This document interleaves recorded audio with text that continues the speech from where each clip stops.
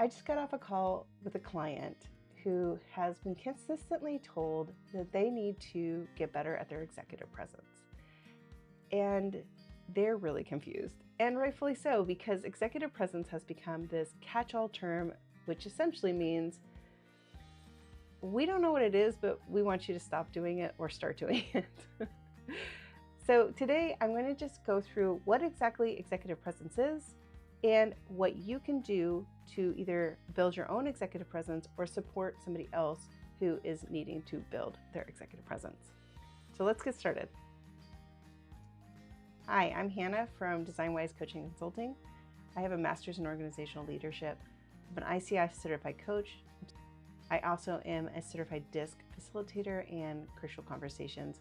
In this video, I'm going to cover what executive presence is, what emotional intelligence is, and how we use that emotional intelligence model to build executive presence. And we're going to give you actions to actually practice building your executive presence. I just want to start off by saying that anybody can learn and develop their executive presence. You can do it. That old saying is either you have it or you don't, you're either a leader or you're not, has been completely debunked. But if you're finding yourself not getting a seat at the table, if you're finding that people aren't listening to you, then there are some strategies that you can practice and build your executive presence. And that's what we're here to talk about today. So executive presence relies on learnable behavioral skills across communication, composure, and personal brand. Now, when I say personal brand, I do not mean being fake or putting on a mask. You can be authentic and intentional. Okay, so stay with me.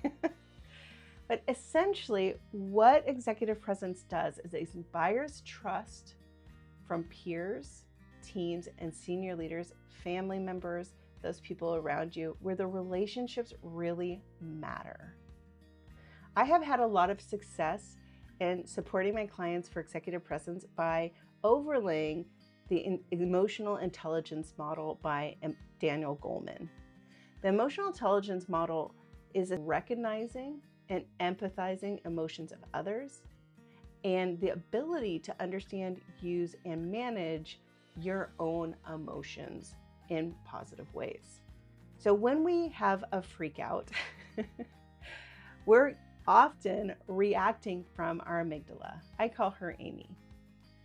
What we want to do with emotional intelligence is recognize that and move it into our prefrontal cortex so that we can come from executive functioning. Executive functioning, executive presence, there's something there. So I'm going to talk about how to use the emotional intelligence model to build your executive presence. Emotional intelligence, and the term gets thrown around a lot as something like sometimes a joke, but emotional intelligence leaders are associated with higher employee performance and job satisfaction, more constructive workplace behaviors, stronger engagement, and greater overall leadership effectiveness. And this has been studied over and over again. There are actually 4 quadrants in the emotional intelligence model, and we're just going to go through it, and then I'll overlay executive presence strategies on top of that. The first is self-awareness, knowing your own feelings, strengths, weaknesses, and how your emotions impact your thoughts and actions. We're going to go over some strategies and what that actually means in a moment. Next, we have self-management. You can't manage yourself until you know what's going on. If you don't know your triggers, you don't know those thoughts, you don't recognize what happens, then you can't manage it. So that's why it's next. A lot of times people go straight to self-management, but you have to have self-awareness first. Controlling impulsive behaviors, adapting to change, and managing your feelings in a way that's constructive or healthy. Next, we have social awareness. So you can see that top bar is awareness. So we're just observing. And that's recognizing emotions in others and having empathy and understanding the needs, concerns, and emotional cues of other people. Once you can do that, then you can move to the next one, which is relationship management. And this is all stuff that you build up over time. It's not like you have it or you don't have it. It's to degrees. So relationship management, this is what all the books are written on, and that's communicating clearly, working well in teams, inspiring others, and resolving conflicts. Lots of books out there, and I'm going to be sharing resources today with you.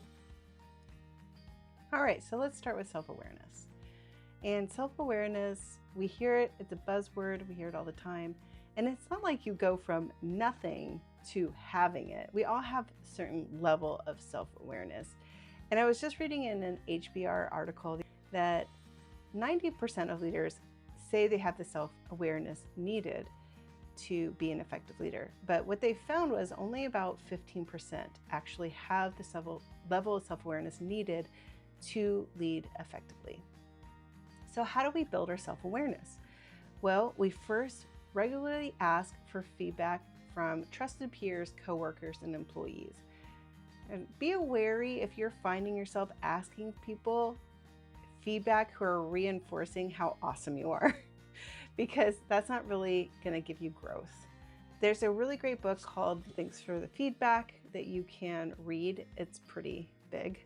There's other kinds of feedback models that you can look for, but basically you're coming from a place of learning. You're trying to understand yourself through other people, because sometimes we just can't see things we don't see.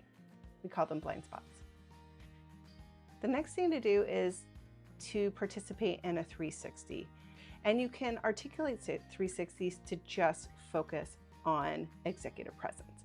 If you're looking for a coach or somebody to conduct some 360s, you can reach out to me either to learn more about it or if you want to work with me on your 360. Let's keep going. Work with a coach. There you go.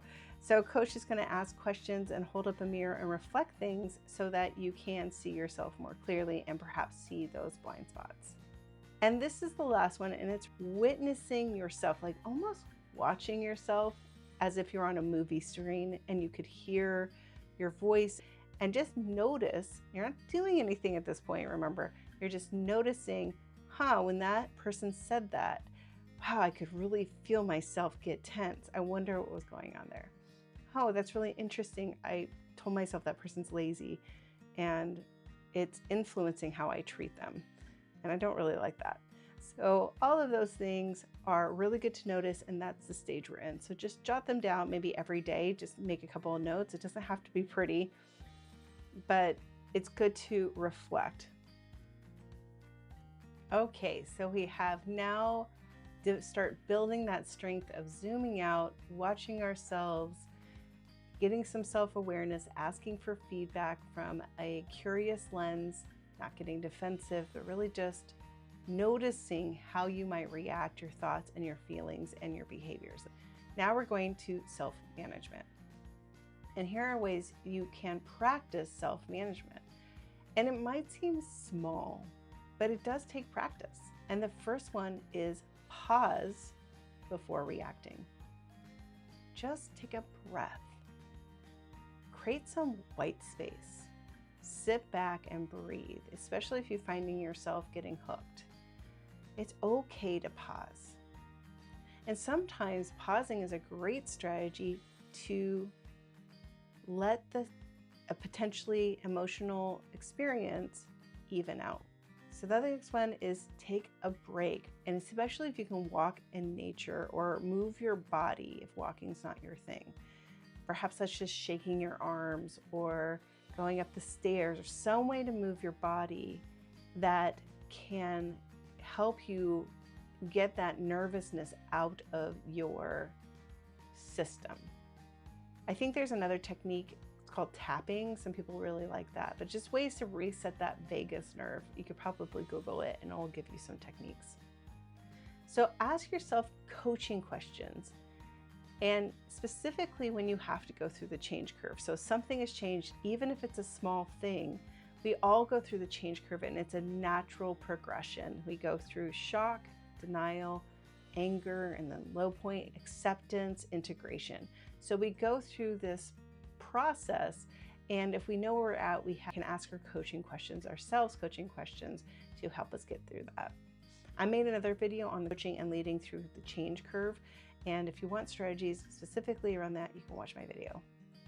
All right, the next one is to create visual cues or touch cues to help you with your impulses.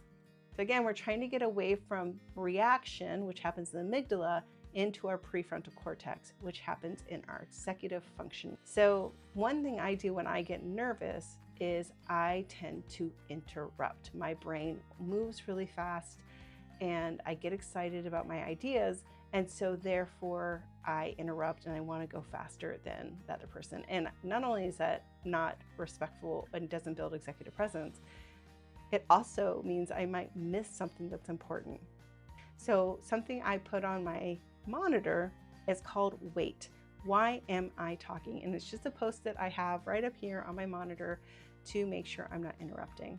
The other thing I do is I actually put my hand over my mouth when I'm talking, or while somebody else is talking rather, just to give myself a cue to not interrupt, and I will take notes in case I forget and I want to ask a question later.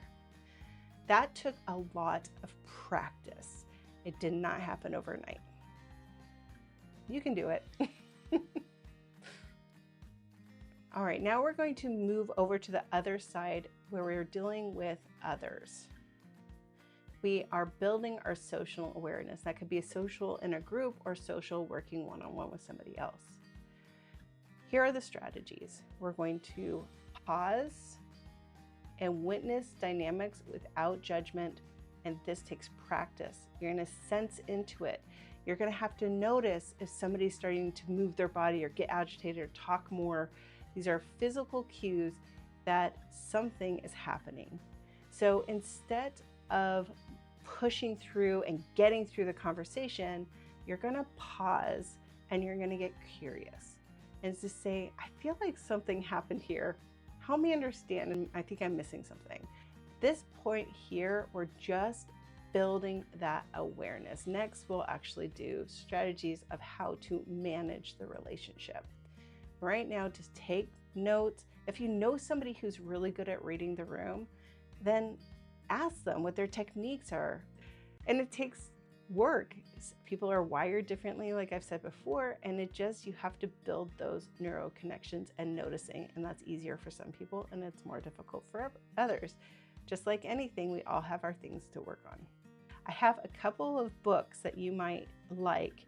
So again, I have Take Notes, Journal, but at this point, you can really increase your knowledge on how people interact. This is Overcoming the 5 Dysfunctions of the Team by Lencioni. There's lots of books out there about team dynamics and how groups work together. And so Group Dynamics by Jeffrey Bellman and Kathleen Ryan, very good book talking about how groups work together and what you can expect and what to do differently. All right, last one. Now we are on to relationship management. And this is really where so many books are written. But I have to say, if you're going to invest in one skill, that is actively building, maintaining, and repairing trust. And the Speed of Trust does that really well. Franklin Covey has done a really good job on their training. So if you're interested in learning more about leading at the speed of trust, learning more about how to create environments that prioritize trust, give me a call. I've been teaching leading at the speed of trust for years, and I'm a big fan. The next thing is skillfully navigating difficult conversations. If you've been to, let's say, a crucial conversation training, and you find yourself going back to the office or getting into a situation and you just can't get yourself to do it, you might have to go back to self-awareness and just work with a coach or have some realizations of like, why is it that I'm avoiding difficult conversations? That is an essential skill for leaders to be able to do. For the difficult conversations world, we've got these books, Crucial Conversations and Difficult Conversations. I have been teaching Crucial Conversations for years, and the training that has changed my life the most, and I highly recommend it.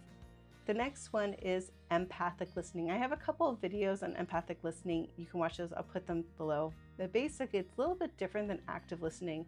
Empathic listening is acknowledging and validating and getting to a place where you're touching on something within yourself, even if you don't understand why somebody's upset. Let's say your coworker Sally didn't get that promotion, and you know that promotion would have made Sally like absolutely miserable. When you see Sally, is to be like, that's okay, you know, we get to keep working together. We try to silver line it. We try to make Sally or help Sally feel better. In actuality, it's not helping. What we want to do is come to a place from Sally's point of view. Yes, I think if I was Sally and I was really looking forward to that promotion, that career growth that was really important to me, and I didn't get it, I would be really sad too. So here's the formula. It makes sense, Sally, that you're feeling upset because you were really looking forward to that promotion. And that's it. I'm acknowledging her emotions, that they're valid. That kind of empathy goes a long way. Some people are good at it, some people have to work on it, just like everybody. But there is a formula. And again, increase your knowledge. I've already talked about speed of trust. I've already talked about crucial conversations. The other two, How to Win Friends and Influence People by Dale Carnegie. This is a foundational book. And what I mean by that is that it's the book that all the other books are based in. So you can listen to it. It's fantastic. I highly recommend it, especially if you find yourself challenged to navigate that building of relationships. It gives you keys to do that. And lastly, Atlas of the Heart. So if you're having a little bit of trouble like accessing and identifying your emotions and understanding what they mean, Atlas of the Heart by Brené Brown, and a lot of her work, is a really good resource. And there you go. You have the 4 quadrants of emotional intelligence. They all work together. You can build up strength as you go along, work with a coach, work with others. If you want to work with me, then I'd love to hear from you. My name is Hannah. I'm an ICF coach, and I have been supporting leaders and leadership teams for more than 15 years. My email here is hannah@designwiseconsulting.com, or you can go to my website and book a free discovery call. I'd love to hear from you. Thanks for watching.